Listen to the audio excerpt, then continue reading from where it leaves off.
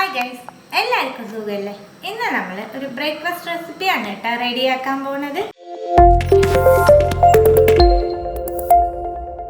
2 തക്കാളി എടുത്തിട്ടുണ്ട്, ചെറിയ പീസായിട്ട് മുറിച്ച് ജാറിലേക്ക് ഇട്ട് കൊടുക്കാം. 4 വെളുത്തുള്ളി, 5-6 ക്യൂബ് പനീർ, കുറച്ച് മല്ലിയില, കുറച്ച് പുതിനയില, ഇതെല്ലാം നല്ല ഫൈനായിട്ട് അരച്ചെടുത്തിട്ട് വരാം. ഒട്ടും വെള്ളം ചേർക്കാണ്ട് എന്നിട്ട് ഫൈനായിട്ട് അരച്ചേക്കണേ. പാനിലേക്ക് 1 ടേബിൾ സ്പൂൺ ഓയിൽ ചേർക്കുന്നുണ്ട്. ഓയില വെളിച്ചെണ്ണ ഏതായാലും കുഴപ്പമില്ല. എണ്ണ ചൂടാവുമ്പോൾ 1 സവാള, 1 പച്ചമുളക്. സവാളയും പച്ചമുളകും ഒന്ന് സോഫ്റ്റ് ആക്കി എടുക്കണം. സവാളയും പച്ചമുളകും സോഫ്റ്റ് ആകുമ്പോൾ ഇതിലേക്ക് പകുതി ക്യാപ്സിക്കം ചെറുതായിട്ട് മുറിച്ചത് ക്യാപ്സിക്കം ചേർത്ത് ഒന്ന് മിക്സ് ചെയ്ത് കൊടുക്കുക. 1/2 ടീസ്പൂൺ സാധാരണ മുളക് പൊടി, 1 ടീസ്പൂൺ കാശ്മീരി മുളക് പൊടി. പൊടികളുടെ പച്ചമണം പോണവരെ കുക്ക് ചെയ്യാം. പൊടികളുടെ പച്ചമണം പോയതും നമ്മൾ അരച്ച് വെച്ചേക്കണ തക്കാളി പനീർ പേസ്റ്റ് ചേർക്കുന്നുണ്ട്. ജാറ് കഴുകി കുറച്ച് വെള്ളം ആഡ് ചെയ്യാം. ഈ മിക്സിന് ആവശ്യമായിട്ടുള്ള ഉപ്പ് ചേർക്കുന്നുണ്ട്. എല്ലാം ഒന്ന് മിക്സ് ചെയ്ത് കൊടുക്കുക. അടച്ചു വെച്ച് 2 മിനിറ്റ് കുക്ക് ചെയ്തെടുക്കാം. ഞാൻ ഫസ്റ്റ് പറഞ്ഞപ്പോൾ നമ്മൾ ഇന്ന് ബ്രേക്ക്ഫാസ്റ്റ് റെസിപ്പിയാണ് റെഡിയാക്കാൻ പോണെന്ന് പറഞ്ഞു. ഇതുവരെ നമ്മൾ ചെയ്തത് വെച്ച് നിങ്ങളെല്ലാവരും വിചാരിച്ചിട്ടുണ്ടാവും ഇത് കറിയാണല്ലോ റെഡിയാക്കണമെന്ന്.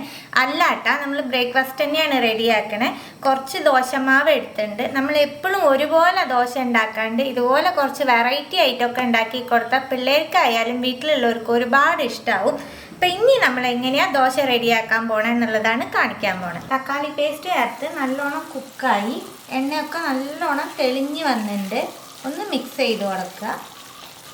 ഇതിലേക്കാണ് ഇനി നമ്മൾ ദോശ റെഡിയാക്കാൻ പോണത്. കയ്യിൽ നിങ്ങൾ എടുക്കണ കയ്യിലനുസരിച്ച് മാവ് എടുത്തോളോട്ടാ. മാവ് ഒഴിച്ചു കൊടുക്കാം. പരത്തണ്ട, ജസ്റ്റ് ഒന്ന് ഒഴിച്ചാൽ മതി.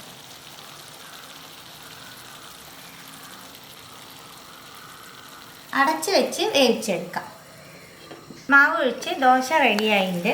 ഈ ദോശയുടെ മുകളിലേക്ക് കടുക്, കറിവേപ്പില, ചുവന്നമുളക് താളിച്ച് വെച്ചിട്ടുണ്ട്. അത് നമുക്ക് ഒഴിച്ചു കൊടുക്കാം. ഇത്രയും കൂട്ടാൻ നമ്മുടെ ദോശ ഭയങ്കര വെറൈറ്റി, അത്രയ്ക്കും ടേസ്റ്റുള്ള ഒരു ദോശയും കൂടിയാണ്. പിള്ളേർക്കൊക്കെ ഒരുപാട് ഇഷ്ടമാവും. ദോശ കഴിക്കാൻ പിള്ളേരെ ഒരുപാട് നിർബന്ധിപ്പിക്കുന്ന വീടുകളിൽ ഇതുപോലെ റെഡിയാക്കി കൊടുത്താൽ പിള്ളേർ അത്രയ്ക്ക് ഇഷ്ടപ്പെട്ട് കഴിക്കും. ഇങ്ങനെ നമുക്ക് ഓരോന്ന് എടുത്തതിന് ശേഷം ആ മസാല ഒന്ന് സ്പ്രെഡ് ചെയ്ത് കൊടുത്തിട്ട് അതിൻ്റെ മുകളിൽ പിന്നെയും മാവ് ഒഴിച്ചു കൊടുക്കാം കേട്ടോ. അടച്ച് വെച്ച് വേവിച്ചെടുക്കാം. ഇതുപോലെ ബാക്കിയുള്ള എല്ലാം റെഡിയാക്കി എടുക്കാം. നമ്മൾ ദോശയൊക്കെ റെഡിയാക്കി എടുത്തു.